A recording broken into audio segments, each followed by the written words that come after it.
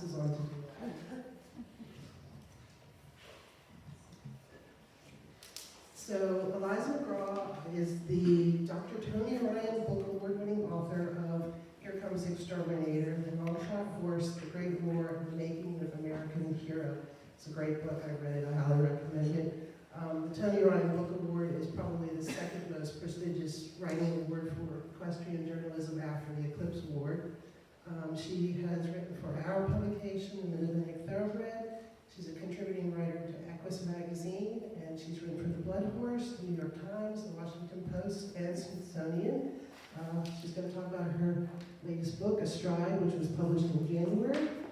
So with that, I will introduce Eliza McGraw.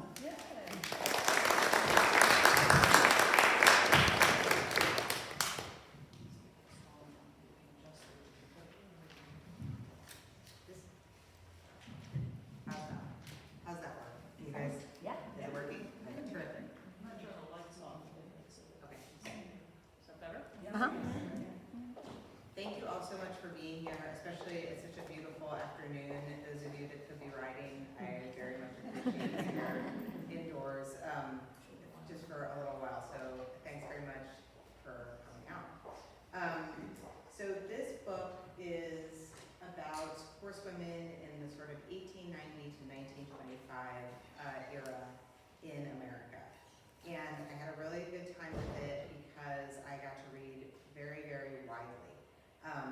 Just all sorts of different ways in which women were riding in these times. And it's, you know, the suffrage era kind of brings it all together. It's kind of the main image we have of women on horseback in that time. But there are a whole range of women doing different things with horses. And so what I'm going to do is I'm going to read a little bit from the preface to the book. And then while I do that, I'm going to at least put up one picture for you to look at. And then I'm going to go through some of the illustrations in the book, which are really fun, and just kind of talk about the different women by using these images. So I promise that there will be a ton of reading, but I am gonna start a little bit from the book. In the years from 1890 to 1925, American women rode horses. Many pioneered, taking their places among the first women to manage Kentucky stud farms, play polo, and ride bucking broncos. They played basketball on horseback, floated mounted beneath air balloons, held jousting competitions, and jumped horses through flaming hoops for whistling, cheering audiences. Some abandoned side saddles and rode astride. Others flaunted tradition by catch riding for money or tearing across open country on fox hunters. The desire to attract attention often induces women to ride into an 1892 riding manual, and horsewomen did draw attention, but not through coquetry. Women of the era dared in general, risking their bodies and staking their places among athletes. Many of these endeavors bore an equestrian stamp, as women rode bicycles downhill at speed, straddled motorcycles, and piloted airplanes in breeches and boots. An elemental connection to horses tapped an age-old power that had belonged to knights and soldiers. Do women just really love horses, or do horses love women, writes contemporary endurance rider Laura Pryor Palmer. Riding has offered a counter-resistance to women since before the times of Lady Godiva or the Amazons of Scythia, one in which we can be demanding and assertive. In the counter-existence of the late 19th and early 20th centuries, tableau vivants no longer satisfied. Instead, women rallied the petticoat cavalry and rode bucking broncos, remaking femininity to include equestrianism. All of this took place during a very horse-focused time in America. There were 130,000 horses in Manhattan alone in 1900, or 26.4 humans per horse. They mainly carried men, including police officers, park riders, and cowboys. Theodore Roosevelt brought the cult of horses with him to the White House, where he had the stables retrofitted to his specifications. But as the 20th century began, many men ceded horses to cars.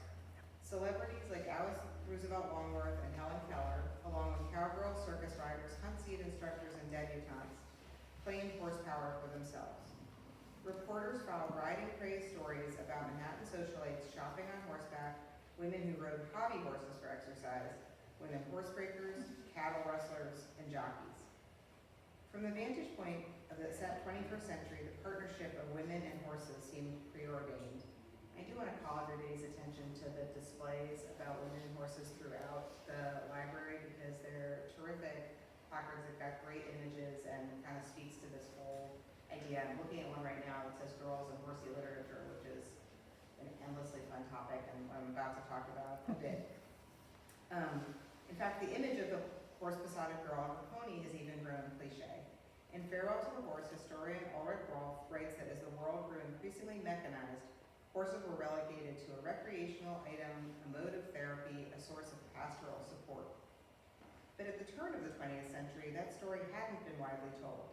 Enid Banyol, for example, didn't publish National Velvet until 1935, and Elizabeth Taylor didn't play velvet on screen until 1944.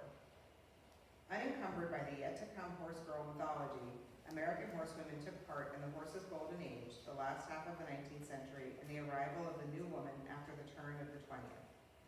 Several of these women stand out. Wolf-slaying Lucille Mulhall became famous as the first cowgirl. Beautiful, doomed Belle Beach, an author and businesswoman, taught New York to ride. Studious expert Elizabeth Dangerfield, who drove around the Kentucky bluegrass with a car full of dogs and a pistol, managed Man o' War, the greatest racehorse of all time. Humane activists across America advocated for urban workhorses and installed water fountains for them. Astride tells these women's stories and those of women like them, riders, tamers, performance, and caretakers, and teachers who partnered with horses. The horsewomen of the new woman era found endless ways to work and play with horses.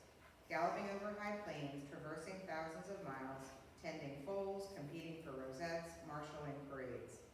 They were with horses in the most specialized form of accompaniment that only riders know, characterized by the longing that defies partnership with these animals, to go faster, higher, to move with increasingly joined motion. With horses, there's always more. The new women knew this well. I think often of stout-hearted, category-defying Madame Marentette, a rider who moved the puissance ball ever upward, rode everlasting laps during endurance races, and schooled for hours and hours until her high school horses could predict her commands and execute the most delicate sequences. You can't confine yourself to one thing. You must do everything if you are going to be successful, she said in 1903. As a horsewoman, I think this makes sense. For the purposes of this book, I sorted figures into categories to create some order. But no matter what discipline we prefer, our experiences transcend boundaries. I thought of the humane workers who saw relief and mercy in letting sick horses go when I had to have a beloved 30-year-old mare put down. In Maryland, where my mare Audie is boarded, horsewomen campaigned for conservation much in the ways that suffrage riders did, using parades, visibility, and work alongside other interest groups. We thrilled others' horses at shows and races, reveling in the life of the horse, their presence among us, the way so many horsewomen did at Madison Square Garden or at rodeos. And we believe in the specialness of our own horses, as distance rider Nan Aspinwall placed her faith in her thoroughbred mare, Lady Ellen. Like cowgirls, we fall off and we get back on. Okay, so that's sort of my introduction. And we're starting here with a picture of Eleanor Sears, who was a very famous tennis player and athlete of this era. And this picture, for one thing, is from the collection at the Library of Congress, where you're going to see a lot of these pictures are from. And it's a place that I highly recommend you browse, even online. Some of the greatest horse photography is available for anybody to check out. But it was just sort of this image of a woman on horseback with a crowd behind her that I thought sort of captured the time that we're talking about here. So, this is, as I mentioned, this is a program from the suffrage parade. So women were fighting for the right to vote, and one of the main ways they did that was through parades, just making themselves more visible, bigger, stronger, louder. And the way that they were able to do that was often on horseback. This is a sort of, you can see the costuming here as this almost like merging of Joan of Arc and Lady Godiva and a knight and a herald. And they sort of drew on all of this imagery and costuming their horses in order to really make an impact when they were riding in the suffrage parades. So that is the image, and then this is sort of what ended up happening in some of the parades. We have someone here from the West in a divided wide skirt, which at that time was not that common to see on the East Coast, and here's a parade in Washington. I chose the name of the book, this is kind of a good time to talk about it, because people are often like, we have so many side saddle riders in this book, which is very true, and I have never had, frankly, the nerve to ride side saddle myself, but I have extraordinary admiration, and I'm sure you all know people who do, right? We've never really given it up, it's still an important horsemanship skill.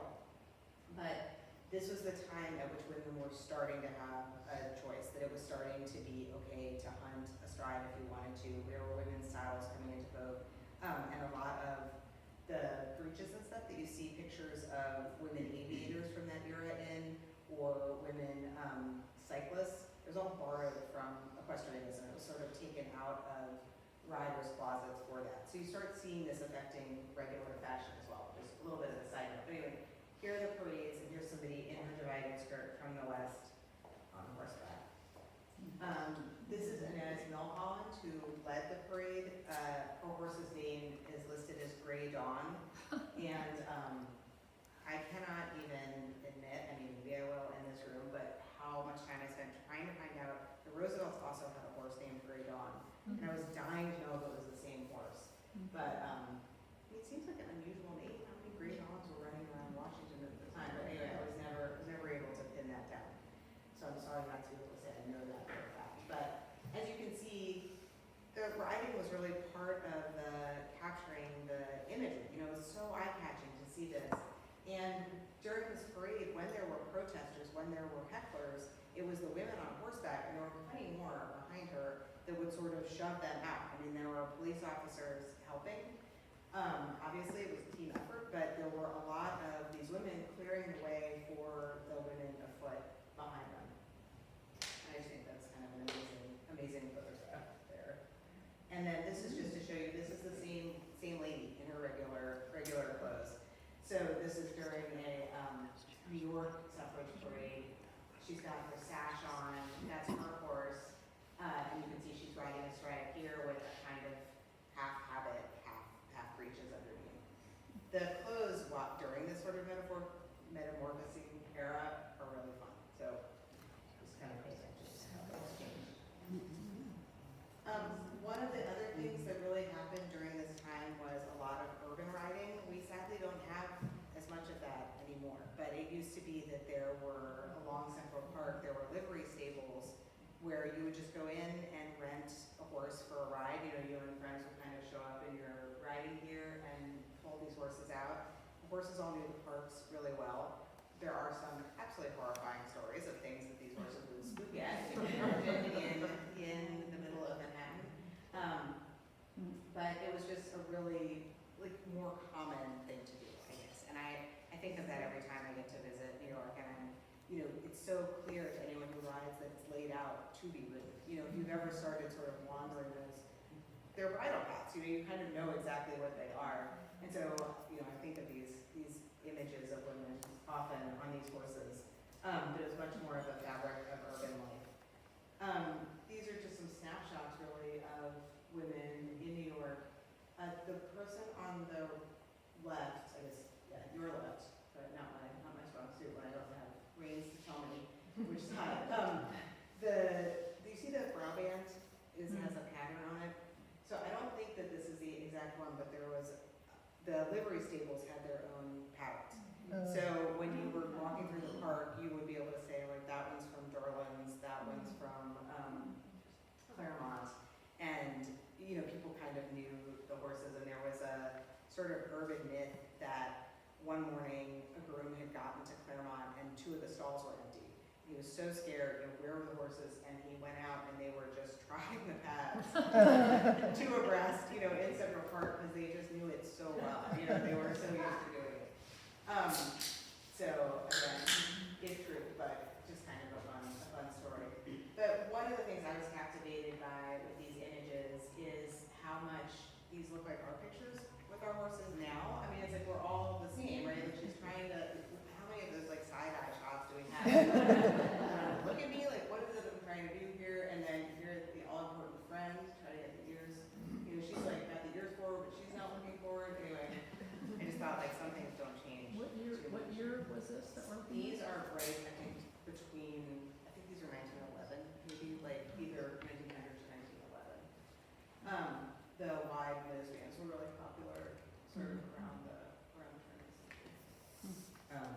But anyway, so these were women who would be riding sort of in the city.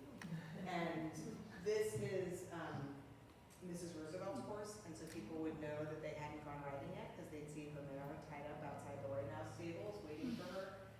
She rode side saddle, and there they are going through the streets of Washington. Teddy Roosevelt was very famous for taking a daily ride, and coming through Rock Creek Park, you know, people would hear like splashing and hoofbeats and look down, and the president would be galloping, you know, through Rock Creek, and his wife went with him quite often.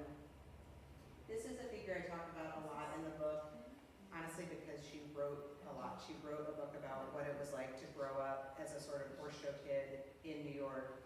Her name is Lida Flightman Bloodgood. And I just like that picture because I think she looks like she's kind of having a great time at a horse show.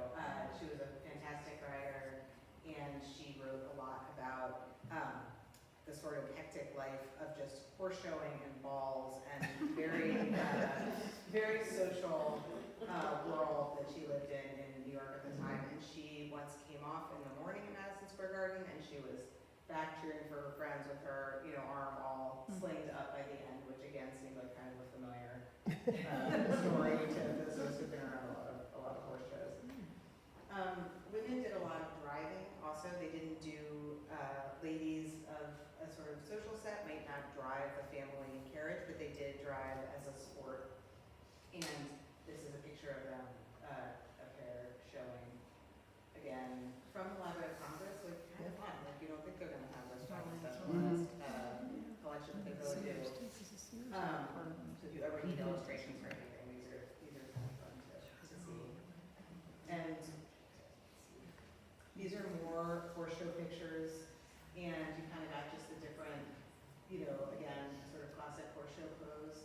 The woman on top there is a very famous, she was a riding instructor and rider named Belle Beach.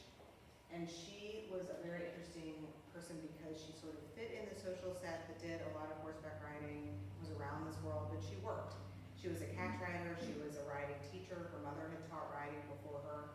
And so she sort of had a life that's more familiar to us now, but where she would help somebody buy the horse, she would help select the horse, and then she would ride in the shows and kind of take the horse along to its career.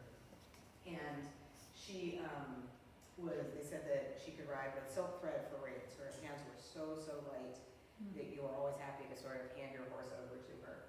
But she was a really interesting figure at the time, and one of the more independent people that I write about a fair amount in that chapter.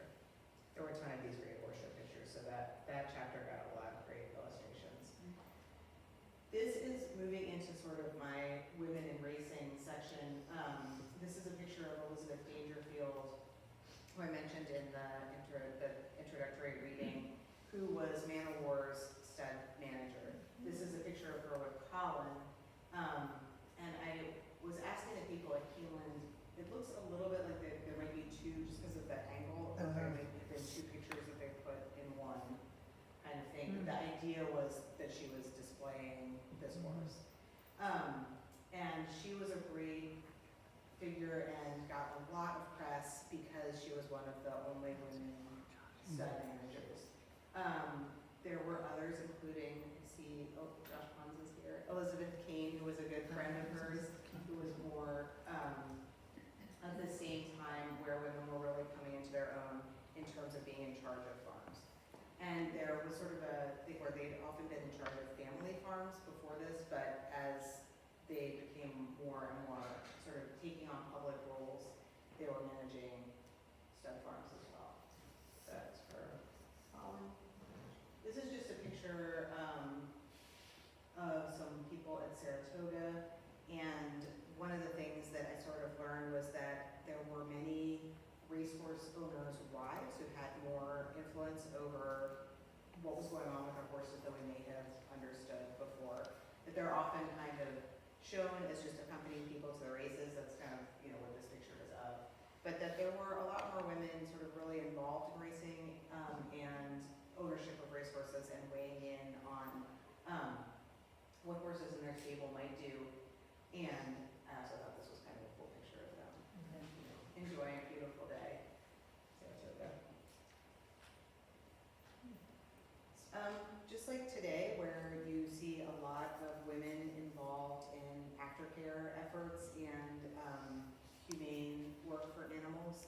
very much the case during the turn of the century and early 20th century. So this is like this very elaborate fountain that we would see. It just looks like an urban fountain, but it was really so workhorses could drink. And even the ASPCA truly started as a result of these urban workhorses. People would see the plight of some of these horses. Some of them were just worked way too hard. They might be being hurt. They might be carrying too heavy a load uphill. And it was so visible. It was something that even people who might not have been conversant with horses or didn't have horses, that they could just see it in these city streets. And it became something that really people rallied around. And if you look at the oldest seal of the ASPCA, it shows a teamster, a driver of a cart going to whip his horse who's like lying on the ground, and then there's an angel holding his arm back. And so even though now we think of the ASPCA much more with dogs and cats, it started with these urban workhorses. There are some stories of teamsters who were perfectly good to their horses and became a little bit overwhelmed with humane workers coming up to them. It was a hot day, of course, they had a little too much sweat that they thought, it became a bit of a overwhelming situation for some of the drivers. And I like this image a lot because this was a Christmas party for horses that people had. And so again, it's something that sort of seemed frivolous, like, were they really getting out of the Christmas tree? We're not sure. But it also provided a respite at a time when horses were pulling big carts, at holiday time around the city. So it was a place that drivers could come get some hot coffee, chat, rest a little bit, and give the horses a bit of a break. Up above is a picture of a workhorse parade, which was another thing where people who drove these workhorses had the opportunity to win prizes for their horses being really well kept. So you would get prizes if your horse was sleek and in good shape, and there were no rubs on their harness, and it became something that people would go to, but it also promoted caring for these guys really well.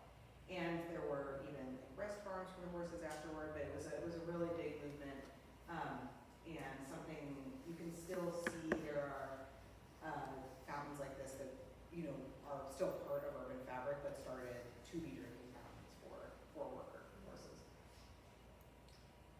This is more with the workhorses because it's just one great picture after another, and this was an episode of thinking that all the horses should wear hats. So they didn't all catch on. If you guys, those of you who've seen the Black Stallion movie maybe once or twice, will remember that the horse who pulls the fruit wagon wears a hat from Napoleon. So that was sort of the look. The Teamsters finally said, it's not helping, it's annoying, and he's hotter with this thing on his head. So the hats did not last, but it's still fun. Funny image from hats. A lot of this book focuses on a lot of things that were going on in the East Coast, but of course there was a very vibrant life out west as well. And these two images I particularly like because we think of Western riders only riding astride, but these are Western side saddle riders, and both of these women are at work. They're not either they're on their own ranches, or they're, I think the top, she's got her leg down, but you can see it's the side saddle on that picture.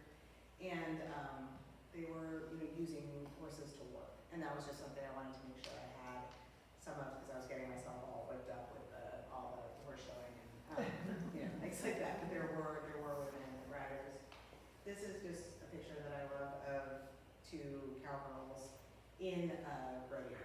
And interestingly, this time there were more women bronc riders then than there are now. It was a huge time for women bronc riders, and the shift out west sort of went pretty quickly from ranch work to rodeos, like to it being a performance. And a lot of these cowgirls really took to it because they might not have even been doing that much horseback riding and work on the home ranch, but like once it became something that was a performance, and it sort of blurred these categories.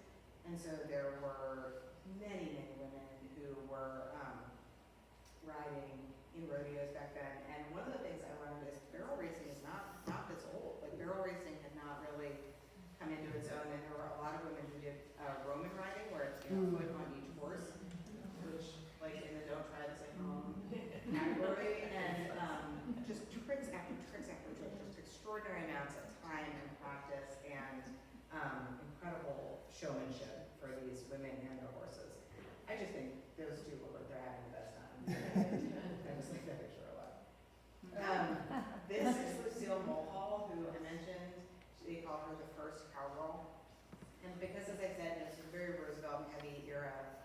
she was reportedly discovered at a Rough Riders reunion. She was performing there and she was young and just could do anything with a horse, including obviously the sitting down. I did see a lot of people having their horses sit down. I don't know when we kind of, it's just not as much in fashion anymore, but it's a very popular horse trick. It's only was dignified with his little cross leggies, but it was very big at the time. And so she was the kind of person that there are postcards of her. She was a really big celebrity, and she in her father's rodeo, she rode with Will Rogers sometimes. They were both sort of the same era.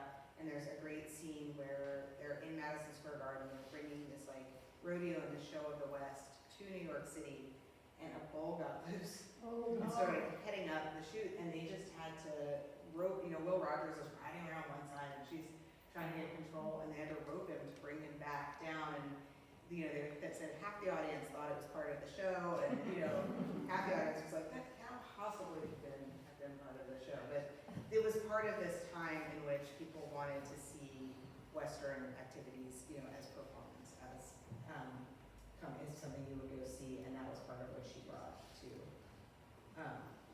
the country. Again, this is not a performance picture, but I just thought it was a great shot. Cowboy riding out west. I like her little cow pony, and she's just in an actual street.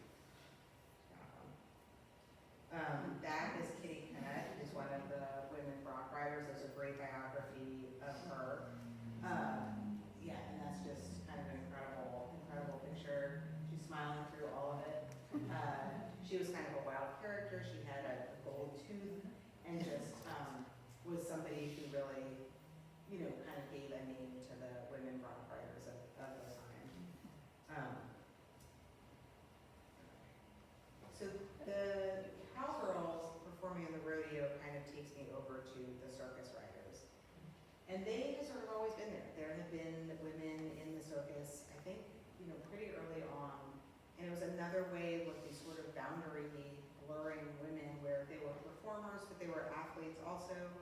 And the articles covering them are astonishing because the reporters sort of can't believe what they're seeing, how much time these women are riding. These sort of bigger, broader backed horses, they called them rosin backs because they would use rosin to stick more to the horses. And they kept them a little chunky so that you could get better grip, because they're standing. And you can see she's got some sort of bigger guys there, but it was just, they were sort of, if you've seen vaulting, it's not dissimilar. It's that the horses need to be known for that cadence canter where they stay on, just steady, steady, steady, so the women can do all these different tricks. And so here's one of a woman on one of these bigger horses just going around in the open air circus. The people love to see them, and so that was the same thing that we would see now, just the spangles, the acrobatics, and it was a way that women really were paired with horses in sort of the public stage. This sort of moves, I was just talking about this earlier, the women who did distance riding then, I think they're sort of comparable to our endurance riders now. They didn't really call it that. And some of this started, again, because of Roosevelt. He had a challenge where he felt like the cavalry officers were not in good enough shape, and he had just had it with this, and he was going to ride for a lot longer than any cavalry officer was, had to do. So he went on this giant long ride. He was switching out his horses constantly. He was very careful not to overuse his horses. And he rode and rode and rode and rode. And Martha Wadsworth looked at his time and his distance and was like, I can do that. Like that's not even a big deal for me. And she was one of these sort of, I call them in the book the long riders, just because we didn't really use the term, but there were sort of a crop of women who just did these unbelievably long distance rides. She was in the Genesee Valley in New York and would make huge trips from Washington, where she had one house upstate New York, on horseback. And then this is Madame Maritet, who this is sort of a shout out to historical societies, which is like you call somebody and say, do you guys really have a picture of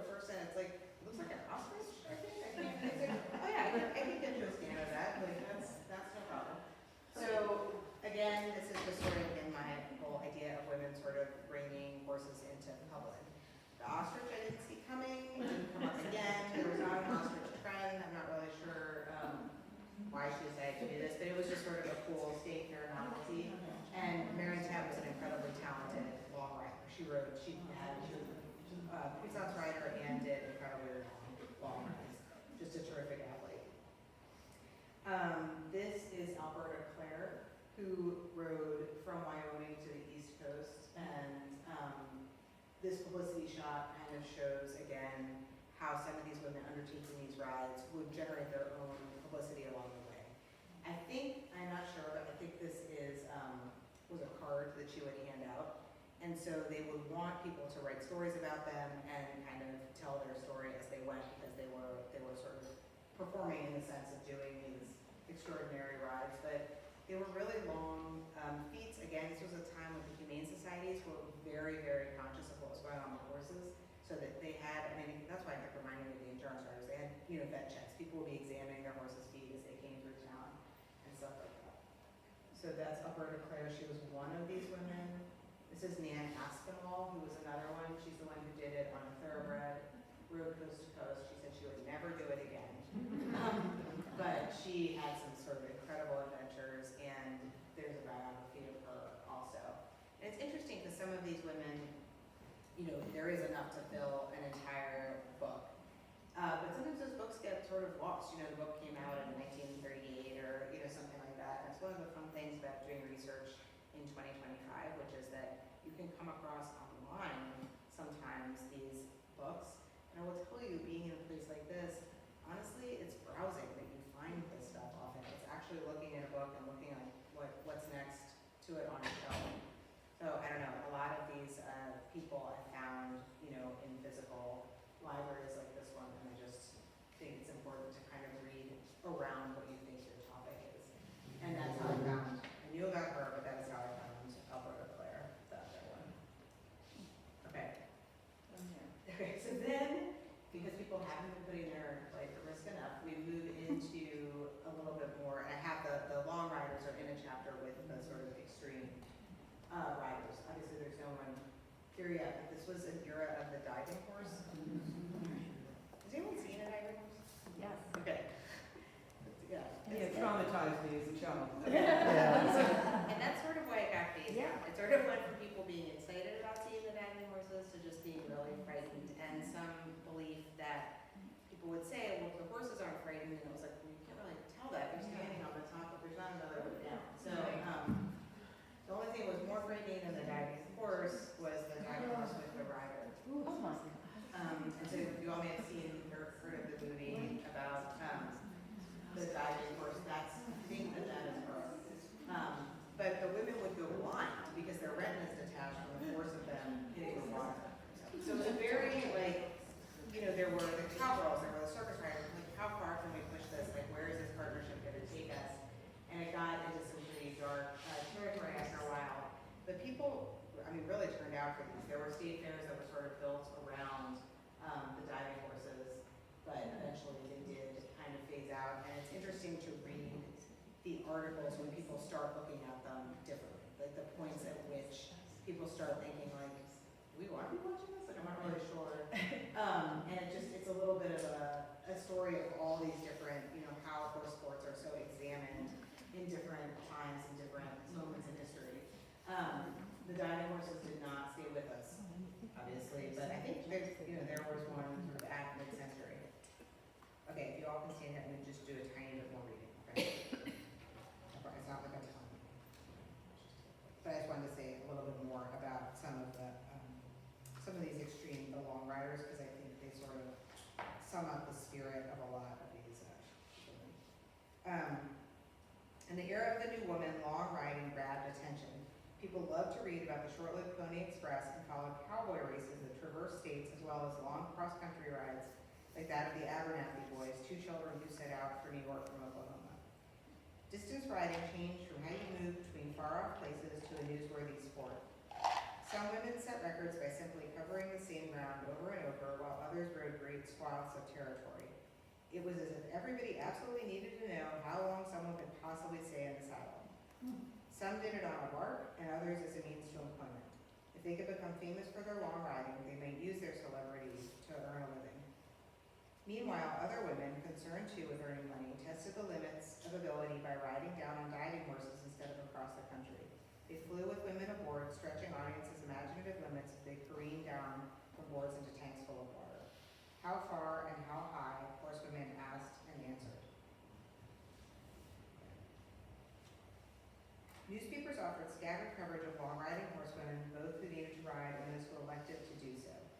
Sarah Brooks, who was 22 in 1899, rode her father's 50-mile mail route through the desert in Arizona. Her father, who had become unable to ride the route, ran a livery stable, and sometimes she would accompany riders who had rented his horses. Mrs. James C. Fraser, carrying 2 guns and riding astride, rode through Cumberland, Maryland on March 11th on her way to study law at the University of West Virginia, a story that made the Washington Post. In 1883, when one Californian met another, she and 2 friends could make it from Los Angeles to Sierra Madre Villa, 15 minutes away, in an hour and 45 minutes. They did it in an hour and 44. And in 1916, 2 distance riders, Esther McKee and Lord Stockton Reed, for arm and a sling, camped out as they explored the high Sierras on their horses, Congregational Speed and Tommy Carmelita. Slings and guns, a mail route and mountain exploration, women taking their horses far, held readers' interest.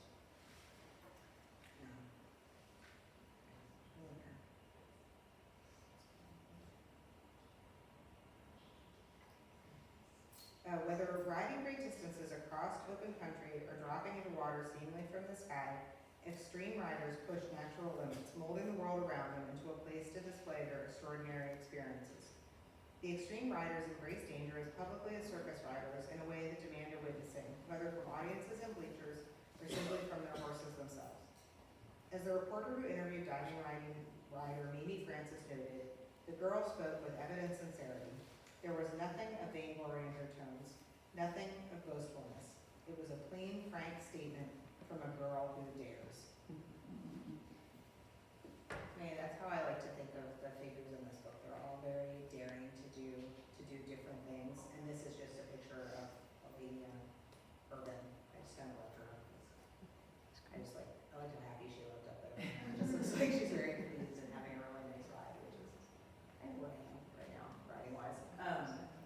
And I am happy to answer any questions you all have about.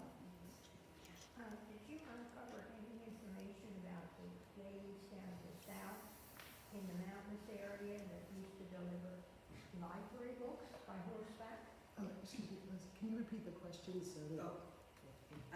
You are asking about the pack horse librarians. Yeah. Okay. I didn't for this book because they were a little bit afterward, but I am very lucky to have written an article about them for Smithsonian, I think about 6 or 7 years ago now. And I mean, horses and books, like I was so happy. And I was like, really, this is about as good as it gets. Like I could just drop them here. But yeah, I did get to read about them and write about them some, and that is a really fascinating chapter of women who during the Depression rode into Appalachian mountains with saddlebags full of books and magazines, and so brought literacy up into the mountains, but also news. I mean, they were really fundamental, and there's a novel out. Yes, about- two. There are 2. Yeah. What are they? What do you call them? Women About the saddleback Yeah. books. Jojo Moyes wrote one, and I forget what the other one. They troublesome. The book Living of Troublesome Creek. Okay. Yeah. Yeah. That's an amazing chapter Yeah. in history. And then I happened, just by sheer chance, one day I was dialing around on public television, and I think it was WHUT in Washington had a documentary of black and white films of the women circulating up in the mountains and tell their whole story. It's wonderful. Yeah, there are WPA films that you can find on YouTube because they would, it was the time of trying to put more and more people to work, so they would send photographers and cinematographers down to have them splashing across Troublesome Creek. And yeah, you can see those. I mean, that's a pretty fun thing about YouTube, right? That there you are, and then you're watching movies of these extraordinary women. But that is a very amazing chapter of horses and women together. Eliza, when you mentioned earlier the slide of the woman that you said was so well known for being catch riding and what have you, I don't know if it's coincidental, but I just happened to see it a couple months ago, early 1930s film starring Barbara Stanwyck, and that is actually the story. She is a woman, show rider, catch rider, trained horses. Of course, then it goes into she marries a society guy, and she's really, his family is like, oh no, we've disowned you. But it makes me curious if maybe it was modeled after her. That does make me Yeah, wonder. yeah. I can't think of the title of it. I'll find out for you though. But I mean, it seems like it's a very similar Mhm. story. Yeah. And she was pretty famous. Yes, It seems yes. like it would've- Yeah. So. What type of writing do you do? Poking around at this point, usually, but I came up in hunters, really. And I have half thoroughbred mare now and boarded out in Potomac, Maryland. So really lucky because we have trails, you can ride the Sand Canal out there. So I just do a lot of riding out at this point. Sometimes I will coerce her into the ring to do some schooling, but Just enjoy. just have a good time. And what made you write the different books? You just sort You of. know, I love to gather sort of anecdotal stories, like when I'm researching something else. So when I was really happily immersed in Pack Horse Librarians, there's also a courier program that they have with younger women. And so like, I didn't write about that, but I'll like make a file. And I keep these files of like things to research later, kind of. And so when I was writing the book about exterminating who won the Kentucky Derby in 1918, I was coming across all these stories of women. None of them were really in his story. You know, it was much more of a one. I had like a much more beginning, middle, and end about one horse. But I was starting to keep these files of different horsewomen, and I got really interested in reading about them and about how so many of them had been forgotten. You know, that it was like they would have these brief flashes, and that's kind of how fame obviously works, but it's just interesting to me sometimes, like how extraordinarily household names some of these people become, and then, but it always has to do with their horses. So I started a file, and then I was like, I think I have enough of these. But you'll see in the book, some of them it's like one sentence, because I never found anything else, but I couldn't bear to leave them out, so, yeah, I just put them in anyway. That's cool. Yeah. We read a book in book club called The Whip, and that was about the woman who did Wells Fargo, who drove and she was the first one, but she acted like a man. She actually dressed like a man and ended up doing the first stage. Pony Express. Pony Express. Wow. Yeah, which was really interesting Yeah, too, because she decided it was just easier to go under the radar. and she did it. She did. It was fascinating. Do you recall how long the Pony Express only lasted, like, what, 6 or 12 weeks, something really I think it was 18 months. 18 wasn't it? It was a small amount of time. It's a small amount of time, but huge imagination, like it's just such a visually, Yeah. yeah.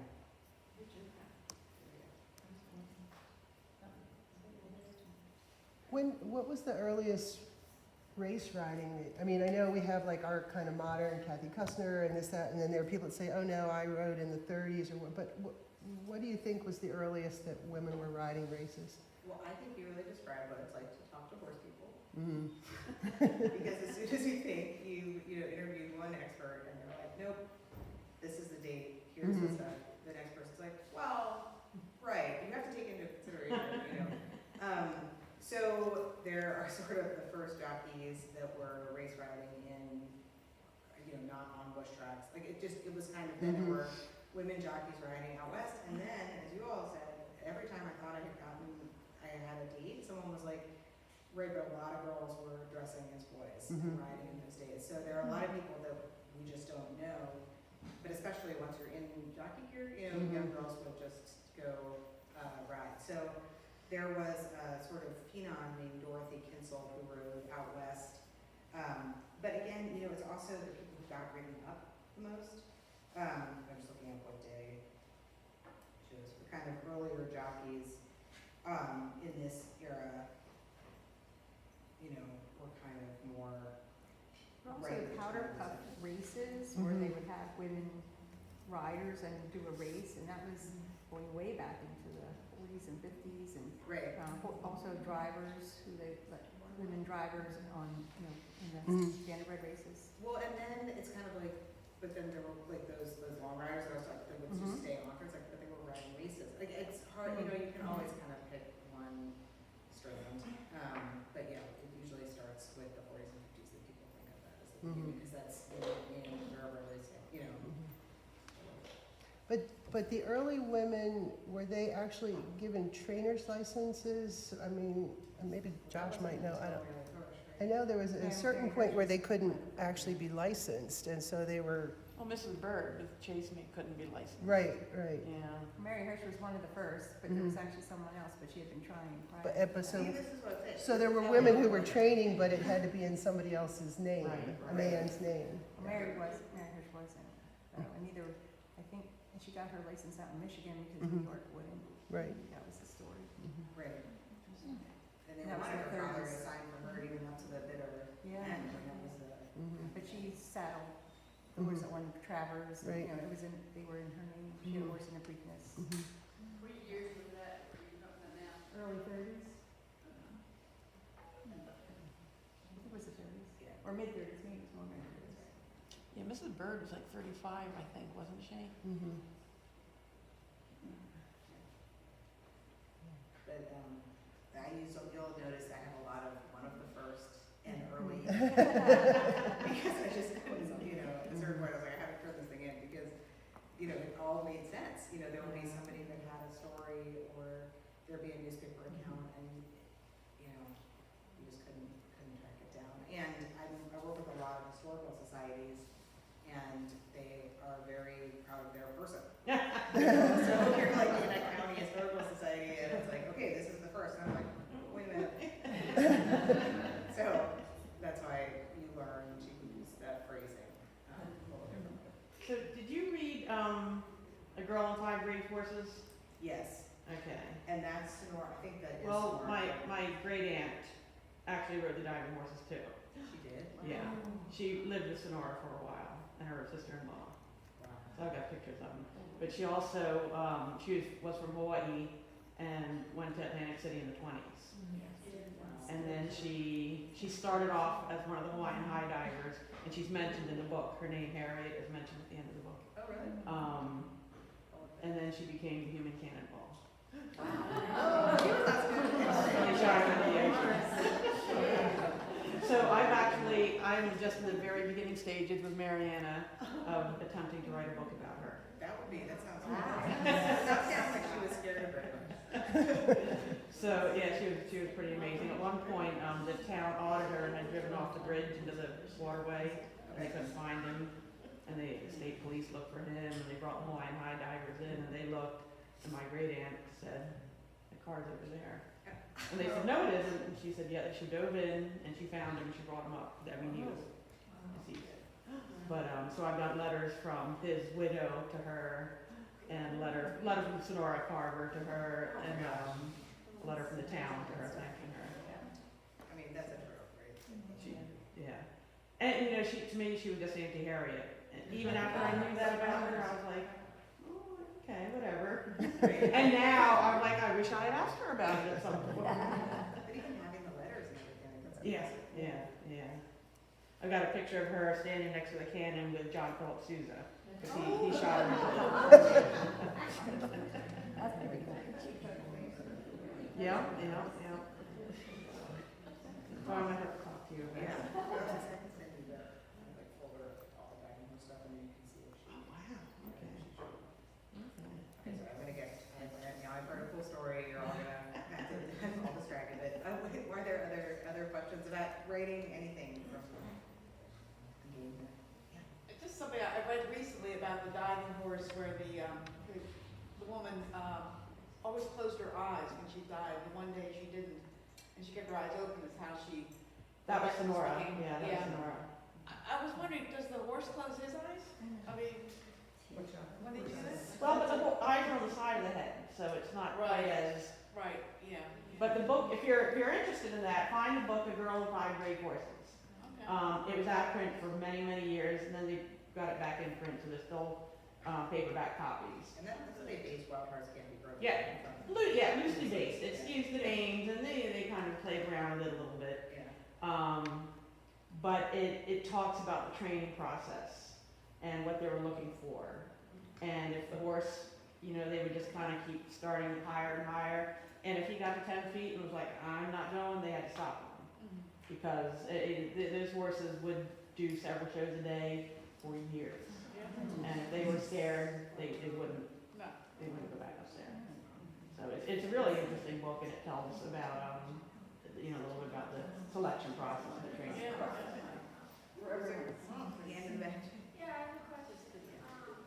When we talk about the Humane Society for Women, were they also the foundation of the horsemanship that we use now? I think they must have had something to do with it, but that is an excellent question. I think that certainly the idea of not trying to be so visually, rough is something that, I like that idea. Especially the, sort of idea of, natural horsemanship as it's come down to us now has something to do with these women's efforts and wanting people to see the partnership rather than domination, I think, over them. Is that ASPCA picture available with the whip and the angel? Yeah. If Okay, you that's- just put like original seal, ASPCA, it might be, the first might be the RSPCA, it might have been from the British one, but I'm not sure, but then you will be able to see it. It's kind of dramatic. Yeah, it sounds like. But yeah, it's not very So I have a very early edition of Black Beauty. It's not a first edition, I wish, but it's a very, very early edition, and it's actually at the close of the book, after you finish the story, there are multiple pages that have to do with the Humane Society, and it literally has the humane way to destroy a horse, where you're supposed, because that's why the book was written, was, as Eliza said, in response to the treatment of work horses, and it was the only book she ever wrote. And she died, I think, shortly. I'm not even sure she lived to see it published, but she died very shortly after that. But that's why she was very young. That's why that book was written, as a response to what she was seeing with the cart horses in England. We did have a talk here in the library last year with the SPCA, and I'm pretty sure we have the video up on our website, so if you want to, go back and look at that history as well. It's And really specific. the Humane Society in Harford County got a large part of its start from a woman named Elsa Voss. Her husband was master of foxhounds of the Harford Hunt and then Elkridge Harford Hunt, and she herself was a sculptor, an artist, but she basically was the angel that helped to get the Harford County Humane Society started in, I guess, probably the 1930s.